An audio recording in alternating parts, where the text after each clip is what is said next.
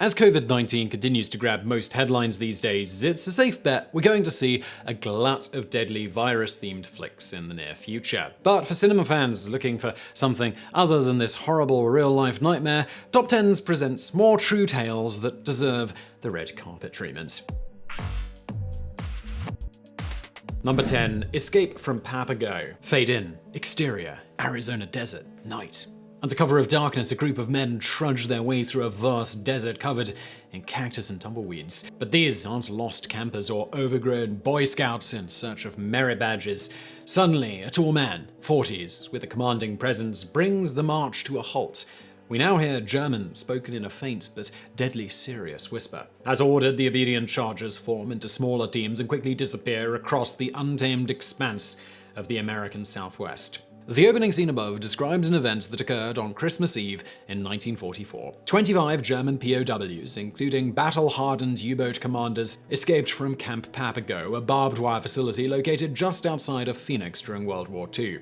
The men spent months digging an elaborate tunnel, as well as manufacturing clothes and identification papers. A few of the ex-sailors even built a collapsible boat to use in case they reached a waterway to the ocean. Fear of sabotage and malice soon gripped federal and local authorities, triggering the largest manhunt in state history that included the FBI, bounty hunters, cowboys, and Native American scouts. The escaped prisoners would also encounter an unexpected deadly threat not found on most battlefields: rattlesnakes. Most of the men would either be caught or surrender within days, except for one notable exception: decorated Nazi war hero Captain Jürgen Wartenberg. As the senior officer of the camp and former commander of U-162, Wartenberg managed to stay on the lam for 35 days before finally being nabbed by a city cop. Epilogue. Several of the POWs would return to the scene of the crime years later for a reunion, including Wartenberg. Not surprisingly, the stoic officer never revealed his ambitious plans while on the run for over a month. Number 9. No Limits. The story of Alice Coachman is a shining example of how sports can transcend both race and gender and inspire an entire generation. As one of 10 children growing up during the Depression in the segregated South, Coachman had limited access to training facilities and athletic coaching. In short, the odds of her becoming an Olympic champion and a role model to millions were slim at best. She improvised, however, by running barefoot on dirt roads and using old wooden fences to practice high jumping. Coachman dominated the competition in high school as a sprinter and jumper, setting a national record in the high jump while still shoeless. In 1939, she accepted a scholarship to the Tuskegee Institute in Alabama, where she continued to excel as one of the nation's premier female athletes in both track and basketball. Due to World War II, the Olympic Games were cancelled in both 1940 and 1944. The missed opportunities robbed Coachman of likely medals during her prime that included an unprecedented 10 consecutive national high jump championships.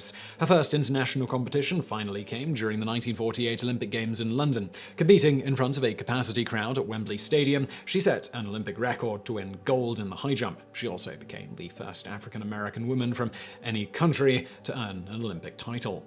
After returning home, she retired from athletic competition to raise a family and begin her long career as a schoolteacher. Coca-Cola also selected her as a spokesperson, making her the first African-American athlete to secure an endorsement. She later founded the Alice Coachman Track and Field Foundation to support young athletes before passing away in 2014 at the age of 90. Number 8. A band called Love. In 1967, the house band at the infamous Whiskey A Go-Go nightclub in LA released their debut album containing the hit song Light My Fire. The psychedelic troubadours, better known as The Doors, would eventually achieve rock and roll immortality, mainly due to the wild antics of their charismatic frontman Jim Morrison. That same year, another rock bands from LA released their third studio album. The group, Love, infused a unique mix of styles including folk rock, blues, jazz, and even mariachi, but never reached anywhere near the commercial success of their contemporaries. However, years later, Forever Changes would be heralded as a highly influential masterpiece and land at number 40 in Rolling Stones' greatest albums of all time,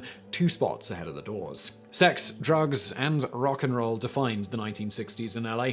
These same elements also destroyed one of the greatest bands of the era. The band's African-American lead singer, Arthur Lee, had all the makings for superstardom: looks, attitude, and creative talent, both as a singer and songwriter. However, Love would experience their fair share of the ups and downs associated with trying to make a living as a musician. To paraphrase Hunter S. Thompson, the music business is a cruel and shallow money trench, a long plastic hallway where thieves and pimps run free and good men die like dogs. There's also a negative side. The band saw countless lineup changes, and Lee battled drug addiction, as well as doing time in prison. After slaying his demons, he managed to stay active with other bands and solo projects. Before he died of cancer in 2006, he provided a candid insight into the making of Love's seminal third album. "When I did that album," Lee said, "I thought I was going to die at that particular time, so those were my last words." Number 7. Never Say Die. Hollywood loves zombies. Here's another story about a girl who came back from the dead, but the best part is that it really happened. Chicago-born Elizabeth Betty Robinson could seriously scoot. She first gained attention of a local high school coach while running after a train that she caught, and would go on to make the 1928 US Olympic team as a sprinter. At the Games in Amsterdam, the 16-year-old Robinson won the inaugural gold medal in the women's 100 meters and then picked up silver in the 4x100 meter relay. The teen phenom would later set world records at 50, 60, 70, and 100 yards and earned the title world's fastest woman. But while still only a teenager, a horrific plane crash changed everything. The second act of most screenplays is where high drama typically occurs, in which the protagonist, in this case Betty, encounters seemingly insurmountable obstacles. Another standard blueprint suggests Act 1, get character up a tree. Act 2, throw rocks at him or her. Act 3, get character down. After being pulled from the wreckage, Robinson's limp body was put in a trunk of a car and taken to an undertaker. She would remain in critical condition for weeks while slipping in and out of a coma. The Olympian then underwent several surgeries requiring silver pins inserted into her thigh. As a result, one leg would remain half an inch shorter than the other for the rest of her life. As she confronted her long and painful recovery, doctors feared she would never walk again, let alone compete on the world stage. Obviously, these quacks underestimated the heavy metal determination of Betty Robinson. She eventually returned to the track while enrolled at Northwestern University, where she once again started winning races. In 1936, she made her second US Olympic team and competed in Berlin. Although her injury prevented kneeling in a normal start position, she won her second gold medal in the women's 4x100 meter relay. Number 6. Harlem's Hellfighter. On paper, Henry Johnson didn't appear all that intimidating. His 5'4", 130-pound physique would have barely qualified him as a lightweight boxer. On the battlefield, however, Johnson proved he could punch far above his weight, becoming the first American soldier to earn the Croix de Guerre, France's highest military honor during World War I. Nearly a century later, Johnson's own country would award him a posthumous Medal of Honor. As a young black man with no education, Johnson took whatever jobs he could find, working as a chauffeur, laborer, and railway porter.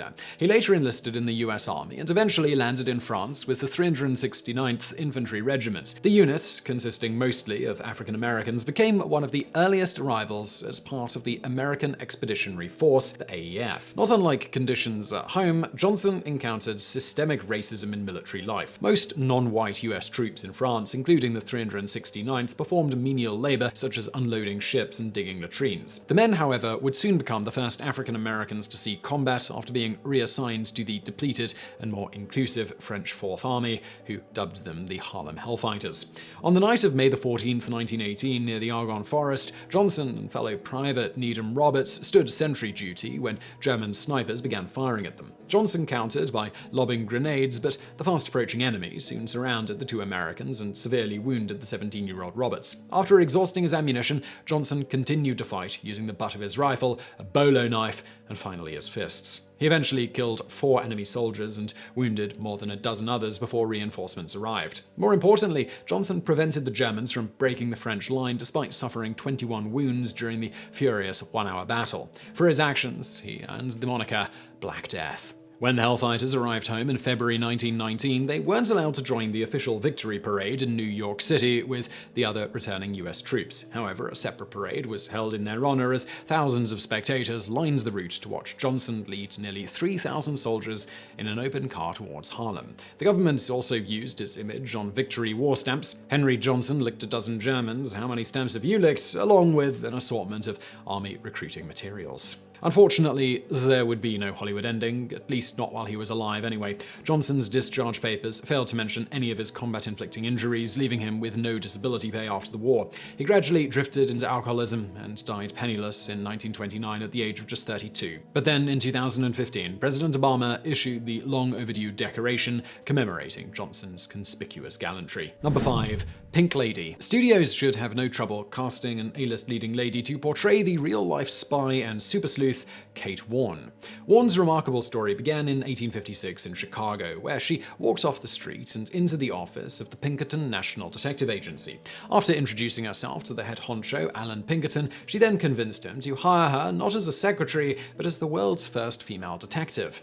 Pinkerton later recalled the initial encounter in his memoirs, in which she told him women could be most useful in worming out secrets in many places which would be impossible for a male detective. And over the next 12 years, that's exactly what she did while working as an undercover agent under multiple aliases and disguises. She would also spearhead an all-female division within the agency that came to be known as the Pinks. Warne took on the most important case of her career in 1861, involving none other than President-elect Abraham Lincoln. As the country teetered on the brink of hostilities, Maryland had become a hotbed of secessionist activity that also included an early assassination plot. Warne helped smuggle the beloved 16th US president back to Washington, D.C. to attend the inauguration into office. Additionally, Warne worked tirelessly throughout the Civil War as a spy. She managed to infiltrate high-level Confederate circles and later ran the Union Intelligence Service, a forerunner of the Secret Service. Not surprisingly, Warne inspired the Pinkerton Detective Agency motto, "We never sleep." Number 4. Uncommon valor. Billy Fisk lived for excitement and experienced plenty of it during his brief but blazing 29 years. He became the youngest Winter Olympic gold medalist as a 16-year-old while competing in the bobsled at the 1928 Games in St. Moritz. 4 years later, Fisk led Team USA to another victory in Lake Placid while serving as his country's flag bearer. He also raced cars and enjoyed a long reign as the toboggan king of Switzerland's infamous Cresta Run. But among all of his adrenaline-fueled exploits, Fisk is best known for his courage and sacrifice as the first American pilot killed in combat during World War II. Born into a wealthy family, claiming roots dating back to early colonial America, Fisk attended private schools in Europe where he developed an affinity for alpine sports. He was expected to win a third Olympic gold medal, but chose not to compete in the 1936 Games in Germany. He never publicly gave his reasons, but a Jewish friend and fellow Olympian, Irvin Jaffe, insisted Fisk objected to the anti-Semitism of Hitler's Nazi regime. As Germany's war drums grew louder, Fisk learned to fly, earning an aviator's certificate with the Royal Aero Club of Great Britain. He then circumvented America's neutrality during the early stages of the war by using forged Canadian papers to gain acceptance into the Royal Air Force Volunteer Reserve. He soon put his natural hand-eye coordination skills to good use in the cockpit of a Hawker Hurricane during the Battle of Britain. In August of 1940, Fisk accompanied his squadron in a series of fierce dogfights in southern England, resulting in the downing of 8 Luftwaffe Junkers. But as the American chased an enemy dive bomber out to sea, a German tail gunner punctured the Hurricane's reserve fuel tank. This caused a fire to erupt in the cockpit. Driven by stubbornness and a champion's ego, he refused to bail out and managed to glide the Warbird back home with a dead-stick landing.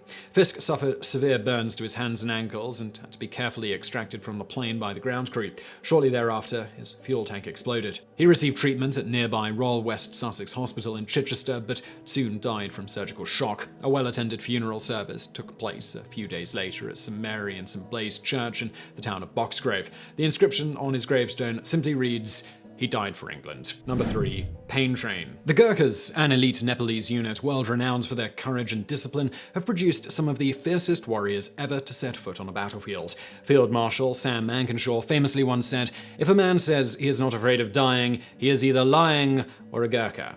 Each warrior also carries a traditional weapon into battle called the kukri. The iconic 18-inch knife features a distinct curved blade with a handle made from wood, bone, or the horn of a water buffalo. According to apocryphal legend, once a kukri is drawn in battle, it must taste blood before returning to its sheath. On the night of September 2nd, 2010, a gang of armed bandits posing as passengers stopped a crowded train in northeast India. The attackers, possibly as many as 40 men, began going down the aisles, looting and terrorizing the travelers. But unbeknownst to the robbers, a 35-year-old retired Gurkha named Bishnu Sharastra just happened to be on board, taking a leisurely nap when duty called. As he calmly assessed the mayhem unfolding all around, the men grabbed a girl sitting next to him and intended to rape her. That's when he sprang into action and pulled out his kukri blade. He quickly killed 3 of the robbers and injured 8 others, causing the remaining men to take off running. During the melee, the Gurkha suffered a deep gash to his hand, but he still managed to thwart the ambush successfully. Following the ordeal, the Indian government presented him with 3 gallantry awards. Fighting the enemy in battle is my duty as a soldier. Taking on the thugs on the train was my duty as a human being, he said. Number 2. Me, Tarzan. For movie fans in the 1930s and 1940s, Tarzan represented the ultimate hero. Without having to rely on any phony comic book superpowers, he embodied natural athleticism and fearless confidence, living by his own rules while swinging from vine to vine. Animals worshipped him, men feared him, women wanted to be with him. Although many actors would play the role over the years, only one man rightfully deserves to be called Lord of the Jungle. Johnny Weissmuller was born on June 2nd, 1904, in the village of Friedorf of the Austro-Hungarian Empire, now a district in Romania. The Weissmuller family later emigrated to America and settled in Chicago, where young Johnny developed his swimming prowess by working as a lifeguard on the beaches of Lake Michigan.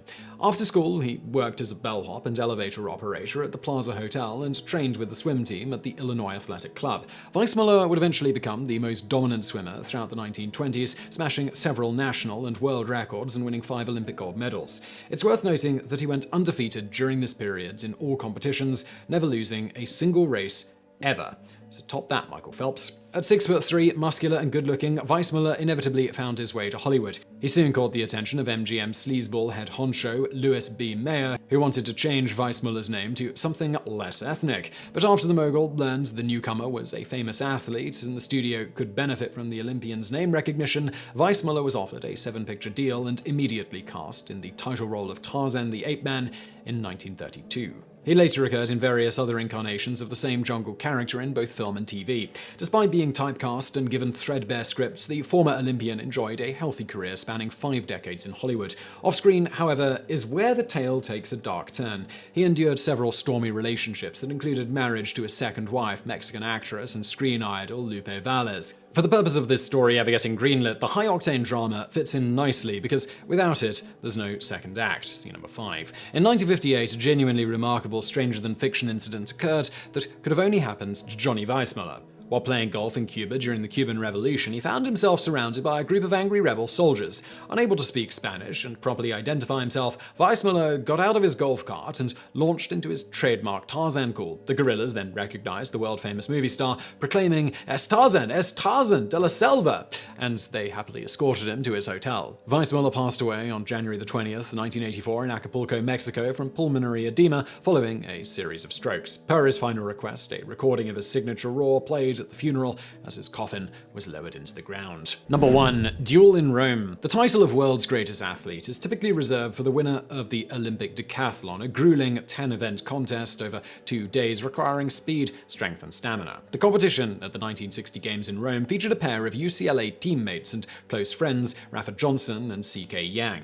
Their contrasting styles and backgrounds, as well as overcoming political pressure and racial prejudice, provided plenty of drama as the two men battled down to the wire in the most thrilling decathlon in Olympic history. Johnson's natural talents might have just as easily led him to a successful career in the NFL or NBA. As a multi-sport star in high school, the only dilemma facing the African-American standout would be which sport best showcased his athletic abilities. Under the guidance of legendary UCLA track coach Elvin C. Ducky Drake, Johnson firmly set his sights on becoming the best decathlete in the world. A few years later, he would also benefit from the arrival of Yang Chuang Kwang, CK to his friends, a world-class Taiwanese athlete, as the two decathletes pushed each other daily as training partners and members of the powerhouse Bruin team. Yang and Johnson stood as the top challengers for the decathlon gold medal at the Games of the 17th Olympiad. Nonetheless, both men almost missed the chance to compete at all. A serious car accident had caused Johnson to sit out the entire 1959 season. Additionally, an outspoken activist in the civil rights movement, he faced pressure by other black leaders to consider boycotting the Games. Meanwhile, Yang would become embroiled in a Cold War battle between Mao Zedong's communist regime in China and the anti-communist island nation of Taiwan.